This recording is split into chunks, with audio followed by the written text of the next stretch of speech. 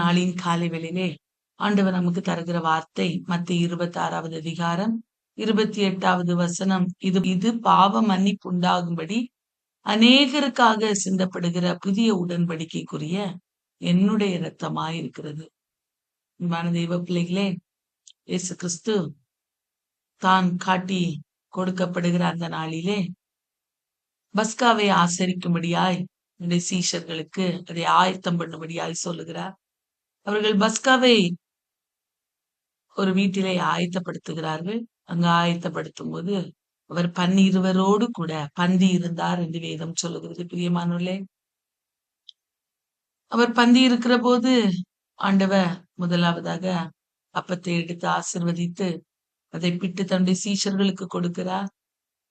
அதே போல ரசத்தையும் எடுத்து அவர் சொல்லுகிறார், இது பாவ மன்னிப்பு உண்டாகும்படி அநேகருக்காக சிந்தப்படுகிறார் புது உடன்படிக்கைக்குரிய என்னுடைய இரத்தமா இருக்கிறது என்று சொல்லி அவர்கள் எல்லாருக்கும் அதை கொடுத்தார் என்று சொல்லி பார்க்கிறோம்.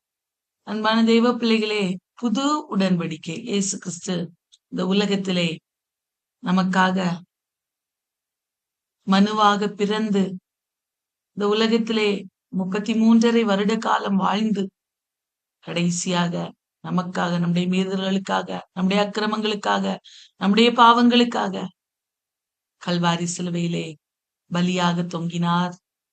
அன்பான தெய்வ பிள்ளைகளே, அந்த பஸ்கா, அந்த பலி ஒப்பு கொடுக்கப்படுகிறதற்கு முன்பதாக இயேசு கிறிஸ்து தன்னுடைய புது உடன்படிக்கை என்ன என்பதை தன்னுடைய சீஷர்களுக்கு வெளிப்படுத்துகிறார்.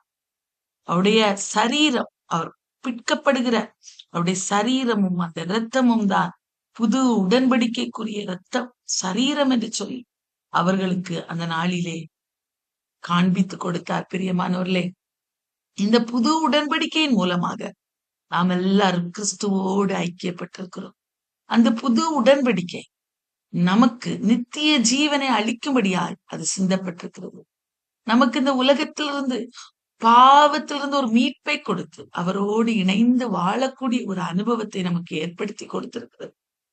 அந்த புது உடன்படிக்கை நமக்காக, அந்த புது உடன்படிக்கை நமக்காக கிறிஸ்து ஏற்படுத்தி வைத்திருக்கிறார்.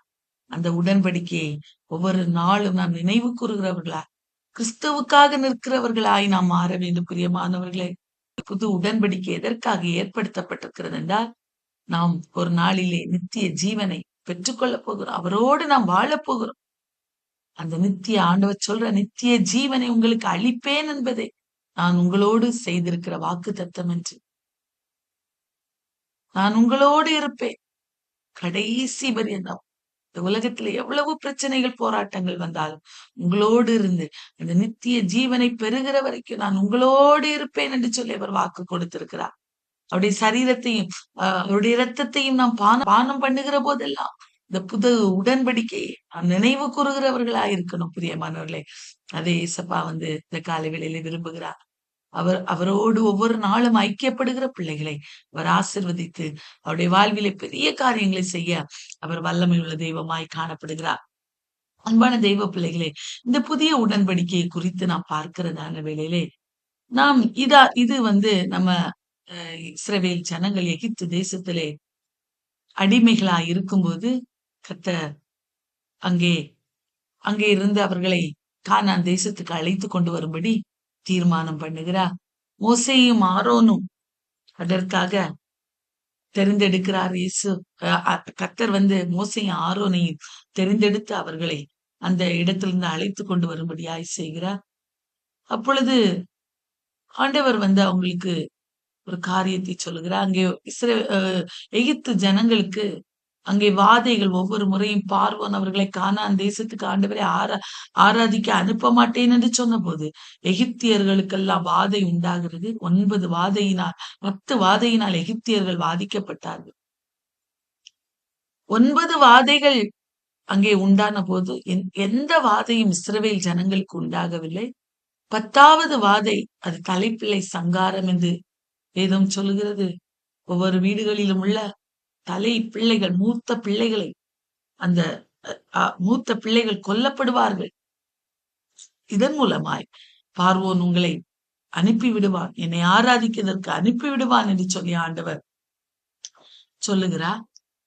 நீங்கள் அதற்கு தயாராகிறதற்கு முன்பதாக நீங்கள் ஒன்று செய்ய வேண்டும். பஸ்கா பண்டிகையை நீங்கள் நினைவு கூறணும். எப்படின்னா, அது என்னன்னா, ஆண்டவர் சொல்றாரு பாருங்க, யாத்ராகமத்தின் புஸ்தகம் 12வது அதிகாரத்திலே, மோசே இஸ்ரவேல் மூப்பர் அனைவரையும் அழைத்து, நீங்கள் உங்கள் குடும்பங்களுக்கு தக்கதாக உங்களுக்கு ஒரு ஆட்டுக்குட்டியை தெரிந்து கொண்டு பஸ்காவை அடித்து, ஒரு ஆட்டுக்குட்டியை தெரிந்து கொண்டு அதை அடித்து, அதன் இரத்தத்தை உங்களுடைய வீடுகளின் நிலைகளில் நிலைக்கால்களிலும் தெளிக்க வேண்டும். சங்கார தூதன் அந்த உங்களுடைய வீடுகளின் வழியாய் கடந்து செல்லும் போது, எந்த குடும்பங்களுடைய நிலைக்கால்களிலே வீடுகளிலே இந்த ஆட்டுக்குட்டியின் ரத்தம் தெளிக்கப்பட்டிருக்கிறதோ, அந்த குடும்பங்களில் இருக்கிற எல்லாரும் காக்கப்படுவார்கள். மற்றவர்கள் எல்லாரும் அழிக்கப்படுவார்கள். மற்ற எல்லா வீடுகளில் உள்ள குடும்பங்களில் இருக்கிற மூத்த பிள்ளைகள் அழிக்கப்பட்டு போகும் என்று சொல்லி ஆண்டவர் சொல்லுகிறார். யாரு விடியற்காலை வரைக்கும் வீட்டு வாசலை விட்டு புறப்பட வேண்டாம் அப்படின்னு சொல்லி ஆண்டவர் இதை அவர்களுக்கு நித்திய நியமமான ஒரு கட்டளையாக, இதை நீங்க ஒரு பண்டிகையாக ஆசரிக்க வேண்டும் என்று சொல்லி ஆண்டவர் மோசையின் மூலமா இஸ்ரவேலருக்கு அவர் இதை சொல்லிக் கொடுக்கிறார். அன்பான தேவ பிள்ளையே, ஆதி மனிதனாகிய ஆதாம் பாவம் செய்து தேவ மகிமையை இழந்து அவன் அந்த ஏதேன் தோட்டத்திலிருந்து துரத்தப்பட்ட போது ஆண்டவர் வேதனைப்பட்டார். அன்பான தேவ பிள்ளைகளே, அவனால் அந்த பாருங்க ஜீவ விருட்சத்தின் கனியை அவன் புசித்து பாவம் செய்தபடியினால பாருங்க நித்திய ஆக்கினைக்குள்ளாக அவன் தீர்க்கப்பட்டான். அந்த மனு குலத்தை அவன் மூலமாய் உண்டான அந்த மனு குலத்தின் பாவத்தை சுமந்து தீர்க்க வேண்டுமே. ஆனால் ஒரே ஒரு பலி ஜீவாதார பலியாக வெளிப்பட வேண்டும். அது கிறிஸ்துவாக இருக்க வேண்டும். ஆண்டவர் என்ன பண்றாரு? தன்னுடைய ஒரே பேரான குமாரனாய் இயேசு கிறிஸ்துவை இந்த உலகத்துக்கு அனுப்பி அவர் மூலமாய் மனு உலகத்துக்கு ரட்சிப்பை கொடுக்கும்படியாய் சித்தம் கொண்டார் பிரியமானவர்களே. ஆகவேதான் அதற்கு முன்னடையாளமாக பாருங்க, இந்த பஸ்கா பலி, இந்த ஆட்டுக்குட்டி, இந்த பஸ்கா என்றாலே ஆட்டுக்குட்டியை பலியிடுகிறது என்று அர்த்தம் பிரியமானவர்களே. அன்றைக்கு பாருங்க இயேசு கிறிஸ்து பஸ்காவை ஆசரிக்கும் போது அங்கே பாருங்க அவர் சொல்றார், புது உடன்படிக்கை கூடிய என்னுடைய ரத்தம். நான் பாருங்க யோவான் இயேசு கிறிஸ்துவை பார்த்து சொல்லும் போது, இதோ உலகத்தின் பாவத்தை சுமந்து தீர்க்கிற தேவாட்டுக்குட்டி என்று சொல்லி இயேசுவை அவர் காண்பித்தார். ஆம் பிரியமானவர்களே, உலகத்தின் பாவத்தை சுமந்து தீர்க்கிற தேவாட்டுக்குட்டியா இயேசு கிறிஸ்து அவர் வெளிப்பட்டார். ஆகவே தான் அவர் சொல்லுகிறார், அந்த பஸ்கா பண்டிகைக்காக அங்கே ஆயத்தமாய் கொண்டிருக்கிறார்கள். இயேசு கிறிஸ்து அடிக்கப்படுகிற போது இயேசு கிறிஸ்துவை காட்டி கொடுக்கிற அந்த வாரம் பாருங்க, அந்த வாரத்தின் இறுதியிலே அவர்கள் அந்த பஸ்காவை ஆசரிக்க வேண்டும். ஆகவேதான் அங்கே ஆயத்தம் பண்ணுகிறார்கள். அப்பொழுது சீஷர்களுக்கு ஆண்டவர் சொல்கிறார், நான் தான் அந்த பஸ்கா பலி, நான் தான் அந்த பஸ்கா ஆட்டுக்குட்டி. என்னை விசுவாசிக்கிறவன் என்றென்றைக்கும் பிழைப்பான். என்னை விசுவாசிக்கிறவனுக்கு நித்திய ஜீவன் உண்டு. என்னை விசுவாசிக்கிறவன் அவன் மரித்தாலும் பிழைத்து எனக்காக வாழுவான் என்று சொல்லி ஆண்டவர் சொல்லுகிறதை பார்க்கிறவர் சொல்றாரு. அப்பத்தையும் ரசத்தையும் எடுத்து அவர்களுக்கு கொடுத்து அவர் சொல்லுகிறார், இது பாவ மன்னிப்புண்டும்படி அநேகருக்காய் சிந்தப்படுகிற புது உடன்படிக்கைக்குரிய என்னுடைய இரத்தம். இது புது உடன்படிக்கை. நாம் எல்லாரும் புதிய உடன்படிக்கைக்குள்ளாய் பிரவேசித்திருக்கிறோம். நாம் இனி ஆட்டுக்குட்டிகளை பலியிட வேண்டிய அவசியம் இல்லை. நம்முடைய இயேசு கிறிஸ்துவின் ரத்தம் நம்முடைய வாழ்விலே ஒவ்வொரு நாளும் தெளிக்கப்படும் போது, நம்முடைய குடும்பங்களிலே தெளிக்கப்படும் போது, நம்முடைய வீடுகளிலே இயேசு கிறிஸ்துவின் ரத்தம் தெளிக்கப்படும் போது அது நமக்கு பாதுகாப்பை கொடுக்கும், நமக்கு சுகத்தை கொடுக்கும், நமக்கு ஆரோக்கியத்தை கொடுக்கும். கடைசியாக அது நம்மை நித்திய ஜீவனுக்கு நேராய் நம்மை வழி நடத்தும். பிரியமானவர்களே, அதுதான் புது உடன்படிக்கை. இயேசு கிறிஸ்து நம்மோடு பண்ணின புதிய உடன்படிக்கை. இந்த புதிய உடன்படிக்கை மாத்திரம் நமக்கு இல்லை என்றால் இந்த நாளிலே நாம் இயேசுவோடு நாம் ஐக்கியப்பட்டிருக்கவே முடியாது. பிரியமானவர்களே, இயேசுவோடு இணைந்து வாழுகிற அந்த வாழ்க்கையை நாம் வாழ்ந்திருக்கவே முடியாது. அவ்வளவு பெரிய மீட்பை நம்முடைய இயேசு நமக்காக தந்திருக்கிறார். பாருங்க, பஸ்கா பலியாக அவரே வெளிப்பட்டார். இந்த காலை வேளையிலே பாருங்க, எல்லாம் முன்னடையாளம். ஏற்கனவே பழைய ஏற்பாட்டிலே சொல்லப்பட்ட அத்தனை காரியங்களும் புதிய ஏற்பாட்டிலே அவர் அதை நிறைவேற்றுகிறார். பிரியமானவர்களே, அதற்கு ரிசம்பிளன்ஸ், அதற்கு முன்னோடியாக பழைய ஏற்பாட்டிலே எல்லாவற்றையும் அவர் காண்பித்திருக்கிறார். அதை புதிய ஏற்பாட்டிலே அப்படியே நிறைவேற்றுகிறார். அவர் நமக்காக அந்த புதிய உடன்படிக்கை நாம ஜெபிக்கும் போதெல்லாம் ஜெபிக்கணும். எனக்காக புதிய உடன்படிக்கையின் ரத்தத்தை சிந்தினீரே, எனக்கு மீட்பை கொடுத்திருக்கிறீரே, எனக்கு விடுதலையை கொடுத்திருக்கிறீரே, எனக்கு அப்பா எனக்கு விடுதலையை தாரும் என்று ஒவ்வொரு நாளும் ஜெபிக்கணும். அந்த புது உடன்படிக்கை நமக்கு சுகத்தை கொடுக்கும், நமக்கு வியாதிலிருந்து விடுதலையை கொடுக்கும், நம்முடைய பிரச்சனைகளை மாற்றும், நம்முடைய போராட்டங்களை மாற்றும். ஏன்னா நமக்காக அது சிந்தப்பட்டது. இயேசு கிறிஸ்துவின் ரத்தம், இயேசு கிறிஸ்து நமக்காக அடிக்கப்பட்டார். அதன் மூலமாய் சிந்தப்பட்ட அந்த ரத்தம் நமக்கு இன்றைக்கு விலையேற பெற்ற ரட்சிப்பை நமக்கு தந்திருக்கிறது. அதை நாம் நினைவு கூறுகிறவர்களா இருக்கணும் பிரியமானவர்களே. அதை தான் இந்த நாளிலே நாம் ஆசரிக்கிறோம். வியாழக்கிழமையிலே இயேசு கிறிஸ்து பஸ்காவை ஆசரித்த பின்பு பாருங்க, அவர் அங்கே போய் சீஷர்கள் எல்லாரோடு சேர்ந்து அவர் ஆசரிப்பு இந்த பஸ்காவை ஆசரித்ததற்கு பின்பு அவர் என்ன பண்றாருன்னா ஒலிவ மலைக்கு போகிறார். ஒலிவ மலையிலே போய் அங்கே அநேக காரியங்களை அவர்களுக்கு சொல்லுகிறார். இந்த ராத்திரியிலே நீங்க நிமித்தம் எல்லாரும் இடர்கள் அடைவீர்கள் என்று சொல்லுகிறார். ஆனாலும் நான் உயிர் தெழுந்த பின்பு கலிலியாவுக்கு போவேன் என்று சொல்லுகிறார். எல்லாவற்றையும் அவர்களுக்கு சொல்லி கொடுத்து விட்டார். ஆனால் அவர்களுக்கு அந்த நேரத்துல எதுவுமே புரியல பிரியமானவர்களே. அப்ப பேதுரு சொல்றாரு, எல்லாரும் இடர்கள் அடைந்தாலும் நான் இடர்கள் அடைய மாட்டேன் என்று சொல்லிவிட்டார். நான் ஆண்டவர் சொல்றாரு, இன்றைக்கு இரவு, இன்றைக்கு ராத்திரியில சேவல் கூவுகிறதற்கு முன்னே நீ என்னை 3 தரம் மறுதலிப்பாய் என்று சொல்லி இயேசு பேதுருவுக்கு சொன்னார்.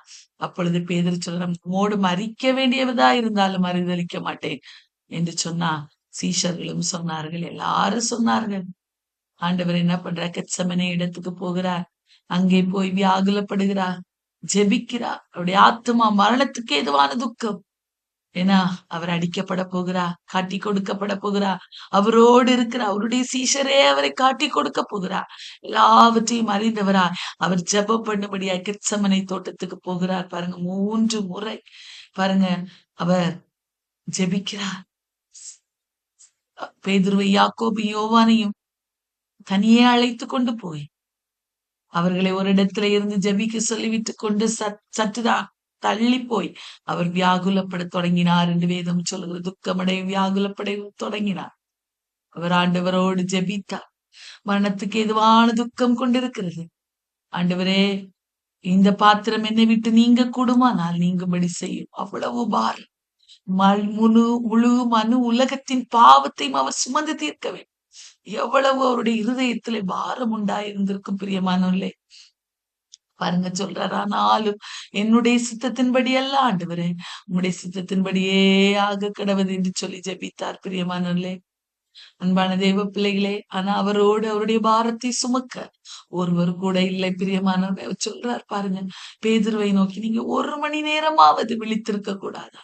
பேதுருவை பார்த்து ஸ்பெஷலா சொல்றாரு. ஏன்னா பேதுரு ராத்திரியில அவர் நிமித்தம் இடர்கள் அடைய போகிறார், அவரை மறுதலிக்க போகிறார். இயேசு அறிந்திருந்தார். ஒருவேளை அவர் ஜெபித்திருந்தால் ஒருவேளை இடர்கள் அடைந்திருக்க மாட்டாரா இருக்கும். ஆகவேதான் ஆண்டு 1 மணி நேரமாவது நீங்க விழித்திருந்து ஜெபிக்க கூடாதா? அன்பான தெய்வ பிள்ளைகளே, ஆவி உற்சாகம் உள்ளதுதான், மாம்சமோ பலவீனம் உள்ளது. நம் ஆண்டவரோடு ஜெபிக்கிற ஜெபம் எப்படி இருக்கிறது?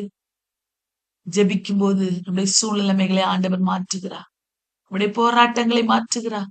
நம்ம பாவம் செய்ய நமக்கு ஏதாயிலும் காரியங்கள் இருக்குமே, ஆனால் அந்த காரியங்களை அவர் நம்மை விட்டு விலக்கி போடுவார்.